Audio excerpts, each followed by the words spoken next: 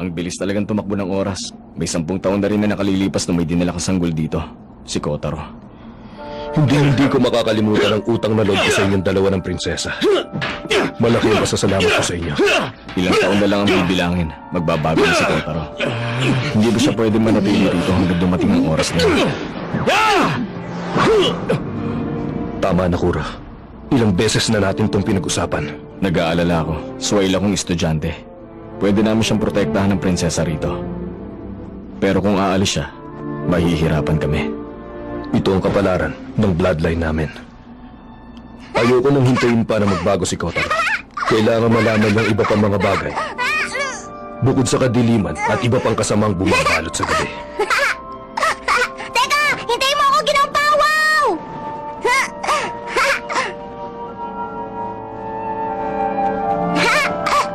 Prinsesa! Anong problema? Ha? Para sa akin? Ha? Wow! Maraming salamat, ha! Ginawa mo ba to para lang sa akin? Hayaan mo na. Malalagyan din naman yan ng snow mamaya eh. Sandali lang, prinsesa. Huwag kang malungkot ng ganyan. Kahit nasa special zone na ako, susulatan pa rin kita. Ha? Salamat ulit dito, ha. Iingatan ko talaga to. Pangako palagi kitang iisipin tuwing suot ko to. Nabibilib na talaga ako sa'yo, prinsesa. Hindi ko alam na marunong kang manahi. Nahirapan ka ba sa paggawa nito? Iingatan ko talaga to, maniwala ka.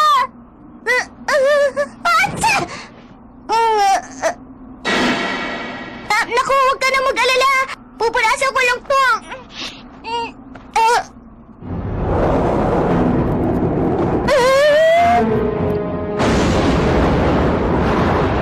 Kuro, mukhang may ginawa na namang kapalpakan niyo si Kotaro.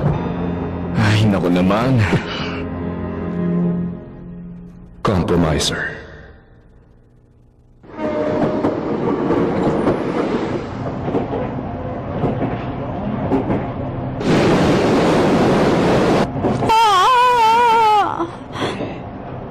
Parang ang sarap naman maging bata.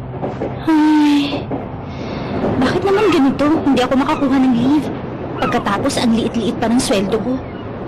Ang aga-aga niya kung mambulabog sa telepono, alam niya natutulog pa ang tao. Bilisan mo! Mag-imbestiga ka na sa beach ngayon! Tama ba naman mag-utos ng ganon? Parang pinag-iinitan niya lang ako eh. Teka, ano yun?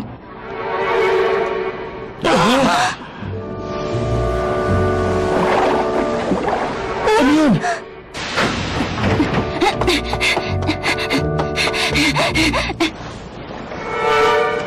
O hindi ba parang... Tao yan?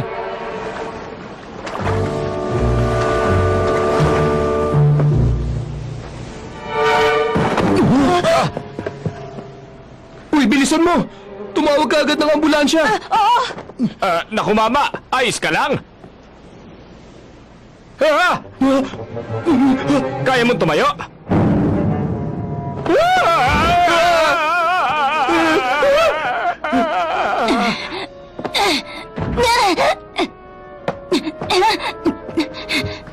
Okay, cut! Okay. Ibang klase ka talaga. Ang galing mong umarte. Pati makeup mo makatotohanan. Iba na talaga ang prosthetics ngayon. Totoong-totoo. At syempre, itong bata nating artista, mukhang okay naman siya. Tumayo ka na. Kailangan na nating lumipat ng location. Wala na tayong oras para mag-sunbathing. Basta makisakay ka na lang. Alam ko namang isa kang vampira. Hindi ko naman kayo sasaktan. Basta maniwala ka sa akin. Dalhin mo ako sa lugar na walang araw.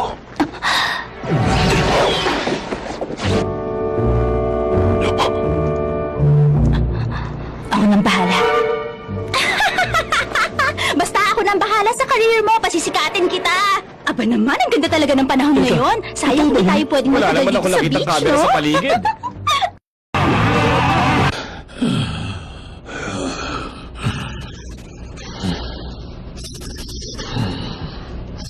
May balita na ba kayo, Han?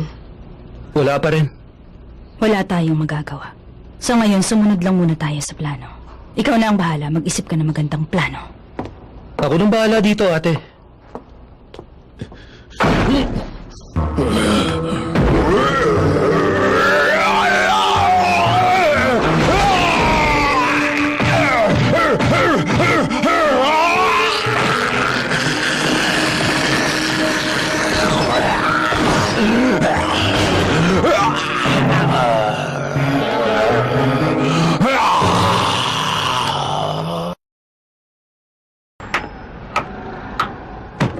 Hindi ko na yata kaya to.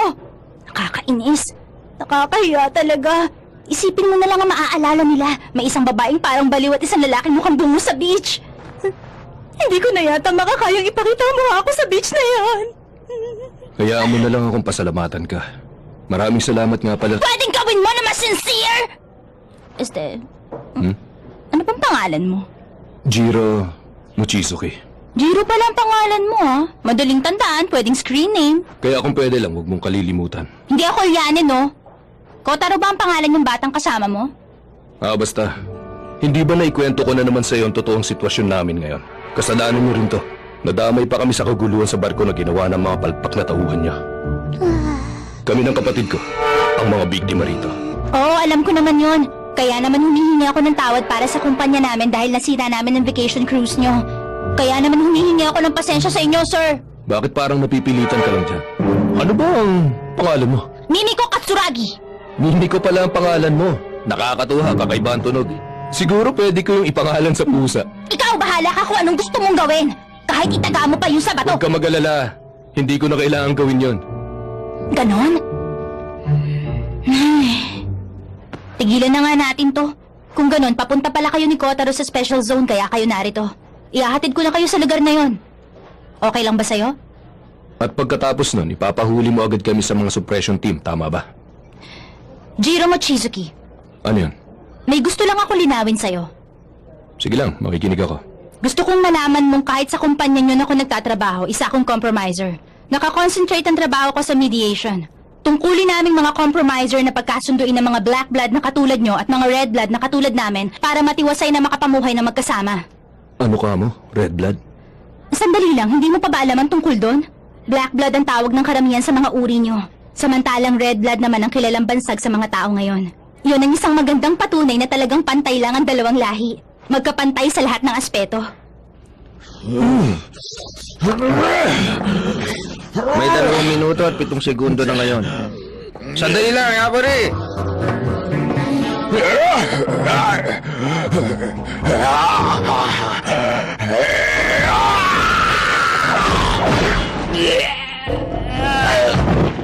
Huwag ka sanang magalit sa akin.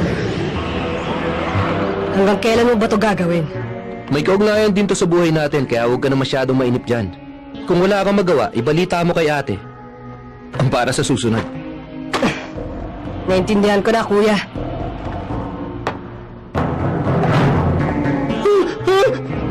Itigil mo yan! Ang black bloodline at ang red bloodline. Yun lang pala ang tinutukoy mo sa akin.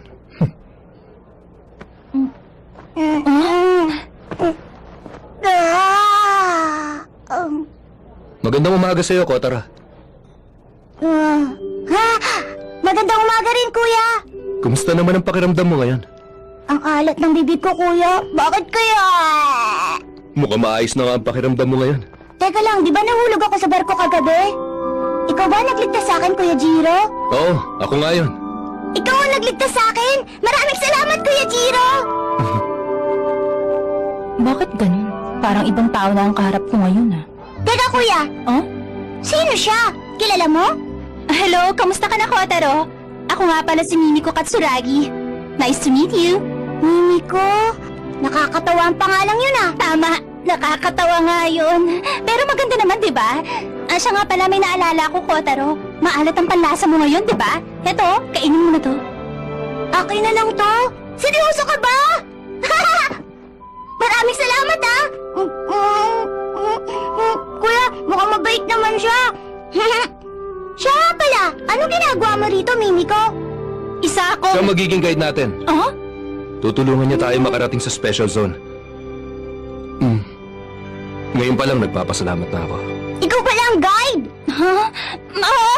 Excited na akong samahan kayong dalawa ng kuya mo!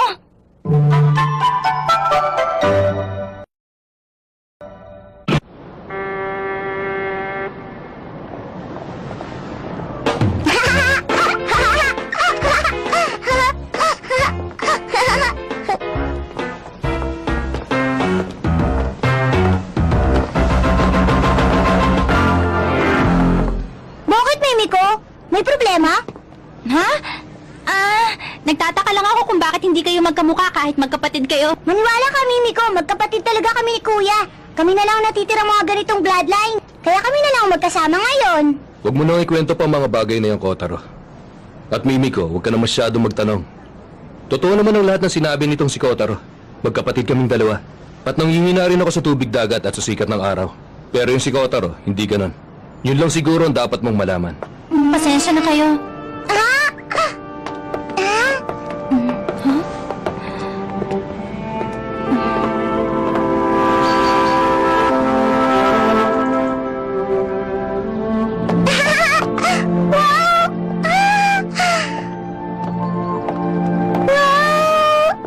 Ang galing naman! Ang ganda! Ang ganda! Tingnan mo yung Kuya Jiro! Oh. Wow! Ang galing!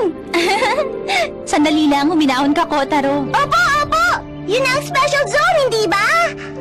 Oo, tama ka. Tatawid tayo sa mahabang tulay na yon. Teka, may problema ba? Mali ako nung akala. Ha? May barrier ang buong special zone. Ano bang ibig mong sabihin? Wala naman ako nakikitang barrier. Kung tutuusin, walang epekto ang barrier sa mga tao. At sa palagay ko rin, wala itong epekto sa mga pangkaraniwang vampira. May mga piling bloodline lang ang naaapektuhan. Sigurado ka ba? Hindi ka basta makakapasok kung hindi ka imbitado. Tama. May 10 taon na nakalilipas nung panahon ng Kowloon Shock. Ginawa ang malakas na teknik na yon para protektahan ang isang lugar. Pero kahit na, Jiro, ang ibig sabihin... Huwag kang masyadong mag-alala. Hindi kami Kowloon child ng kapatid kong si Kotaro. Bakit kayo apektado? Ang totoo niyan, Mimiko, nagmula pa ako sa isang kilalang angkan ng mga vampira noon. Kaya naman mahigpit kong sinusunod ang bawat tradisyon. Kotaro, pumunta ka na rito. Dito sa tabi ko. Bakit, Kuya? Basta sundin mo si Kuya. Anong problema? Hanggang dito na lang kasi tayo pwedeng samahan ni Mimiko. Ha? Yun na napagkasunduan sa simula pa lang, hindi ba?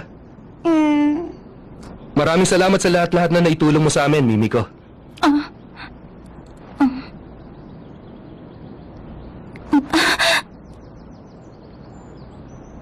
Kahit papaano naman, tinulungan rin kami ng babaeng ito. Kaya sa oras na saktan niyo siya, humanda kayo sa akin. Huwag kang mag-alala. Hindi siya ang pakay namin, kundi ikaw. Sino ka? Pagpasensya niyo na lang sana ang kaguluhan kagabi. Nakita na po ang target. Magaling.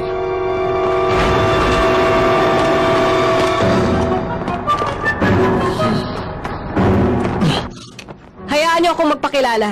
Ang pangalan ko ay Kelly Wong. Ang totoo niyan, hindi ko talaga alam kung anong bloodline ang nananalaytay sa ugat ko. Pagkatapos kong magkaganito, namatay ang mga magulang ko sa gyera. Wala akong kilalang kamag-anak namin na buhay pa ngayon. Ikaw na lang ang natitira sa bloodline niya. Sa Hong Kong ka ba ipinanganak? Ewan, siguro. Marami na akong narinig tungkol sa'yo. Kung aalis ka na sa kumpanya, tamang-tama lang ang dating namin dito. Gusto mo bang sumama na lang sa grupo namin? Uy, teka, sandali lang! Hindi niyo pwedeng... Hindi ko rin makaintindihan, oh. Hindi ba't nagpaalam na siya sa'yo kanina, kaya umalis ka na? Pero hindi ko sila basta pwedeng iwan. Hindi pwedeng basta isuko ng isang compromiser ang trabaho niya. Bakit hindi ka na lang sumama sa amin? Sasama ako sa inyo? Wow, Kuya! Ang galing! Pinag-aagawan ka na nila? Ang totoo niyan, hindi ko alam kung matutuwa ako, Kotaro. Sulatan mo si Kuro! Ipagmalaki mo pinag-aagawan ka dito! Pwede, pero siguradong sasakitan siya niya sa katatawa.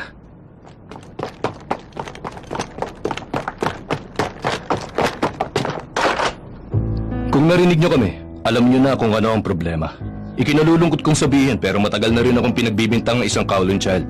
Siguro naman hindi kayo tumatanggap ng mga Hindi mahalaga sa amin kung ano ang bloodline mo. At kahit kaulong child ka, siguradong tatanggapin ka pa rin namin. Para sabihin ko sa'yo, wala akong intensyong tulungan kayo sa barko ng isang gabi. Alam ko yun.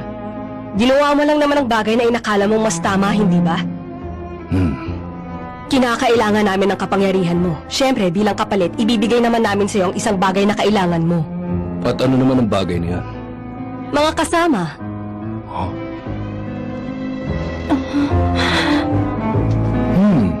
Mga bagong kasama? Paano na, Kotaro? Ano, gusto mo bang sumama tayo dito kay Kelly?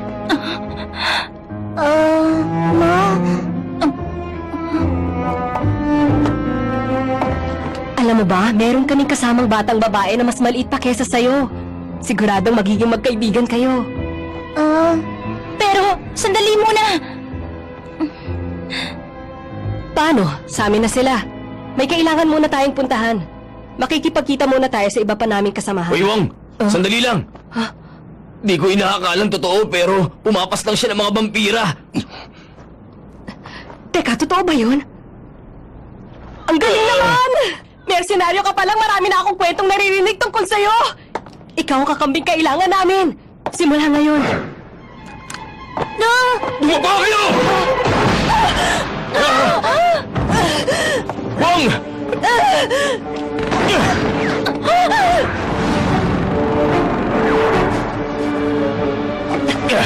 Ayos ka lang ba? Silver Bullet!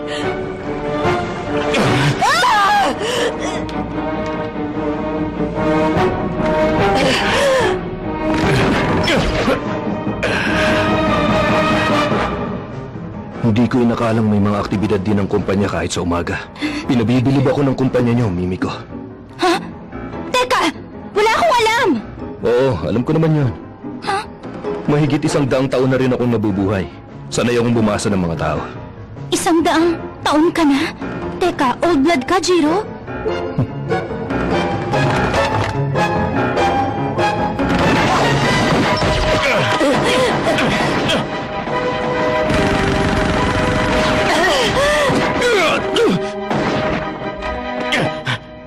Ang totoo niyan, alam ko nang mangyayari ang bagay na ito. Alam kong kakausapin nila ako pagkatapos ng gulo sa barko. Pero naisip ko rin mapapadali ang pag-uusap namin habang kaharap ka. Kotaro, Bakit, kuya? pasensya ka na kay kuya. Wala na akong sapat na lakas lumaban habang karga-karga kita ngayon. Mukhang naubos ng lahat ng lakas ko paglangoy dun sa dagat. Si kuya na lang ang bahala. Lilituhin ko ang mga kalaban natin. Gamitin niyo ang pagkakataong yan para makatakas. Kaya mo yun, di ba? Pasensya na, mukhang di ko kaya. Ako nang bahala sa kanya. Talaga, Mimiko? Maraming salamat, Mimiko. Hindi mo na kailangan madamay pa sa gulong ito. Gusto ko lang naman sanang makatulong sa inyo. Paano? Mukhang kailangan na nating maghiwalay maya-maya. Basta ikaw na lang sana ang bahalang magpaliwanag sa suppression team, okay? Ha? Akala ko pa naman makakasama na natin si Mimiko. Ano ba? Huwag ka naman masyadong magreklamo, Kotaro. Bilisan mo na, umalis ka na dito. Oo, Kuya Jiro, alis na ako. Kotaro, Bakit? Ano yun, Kuya Jiro? lagi mong ingatan ang sarili mo. Hanggang sa muli, Mimiko.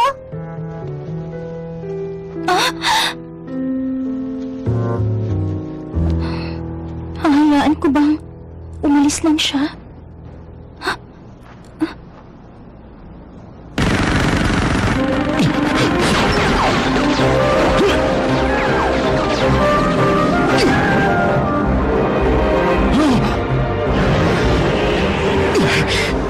Ganito ba lagi kataas ang sikat ng araw dito sa Japan?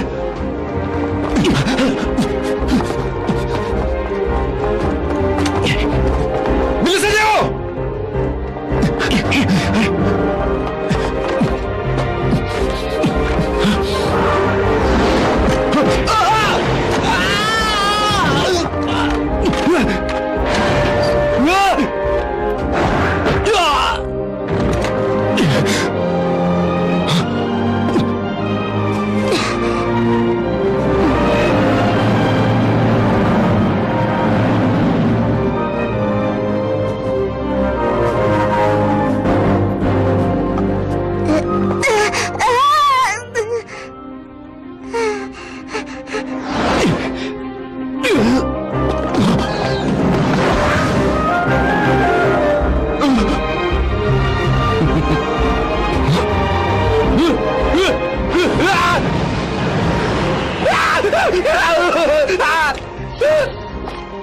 Isa kang hangal.